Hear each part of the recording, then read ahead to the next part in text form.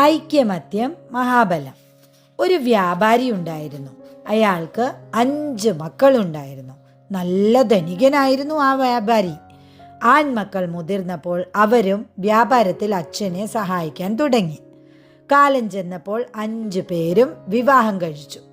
ഭാര്യമാരിൽ ചിലർക്ക് കൂട്ടുകുടുംബവുമായി അങ്ങനെ കഴിയാൻ ഇഷ്ടമുണ്ടായിരുന്നില്ല. അതിലൊരുത്തി ഭർത്താവിനോട് ശാഠ്യം പിടിച്ചു.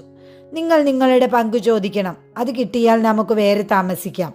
അങ്ങനെ ഭാര്യമാർ ശല്യം തുടർന്നപ്പോൾ മക്കൾ അച്ഛനോട് ഭാഗം ചോദിച്ചു. നിങ്ങൾക്കതാണ് ആഗ്രഹമെങ്കിൽ ഞാൻ തരാം, വ്യാപാരി പറഞ്ഞു. പക്ഷേ ഒറ്റയ്ക്കൊരു വീട് കൊണ്ടു നടത്താമെന്ന് തെളിയിക്കാമെന്ന് അവർ പറഞ്ഞു. ഒരു വിറകു കഷ്ണം കൊണ്ടുവാ, എന്നിട്ട് അത് ഇടിച്ചിട്ടോ പിടിച്ച് തിരിച്ചിട്ടോ 2 കഷ്ണമാക്കി കാണിക്കുക, അച്ഛൻ പറഞ്ഞു. അത് സാധിക്കില്ല, മക്കൾ പറഞ്ഞു. ഒരു മഴുവില്ലാതെ വിറകു കീറാൻ ആർക്കെങ്കിലും സാധിക്കുമോ? എന്നാൽ മഴു ഉപയോഗിച്ച് 6 കഷ്ണമാക്ക്, അച്ഛൻ ആജ്ഞാപിച്ചു. അത് ചെയ്തു മക്കൾ. ഇനി ഓരോന്നിനെയും ഈ 2 കഷ്ണങ്ങളാക്കുക. മക്കൾ അതും ചെയ്തു.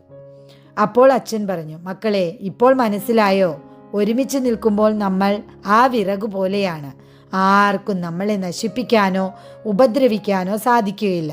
പക്ഷേ നമ്മൾ വെവ്വേറെയായാൽ ആർക്ക് വേണമെങ്കിലും നമ്മളെ തോൽപ്പിക്കാം. മക്കളും അവരുടെ ഭാര്യമാരും അവരുടെ തീരുമാനം മാറ്റി.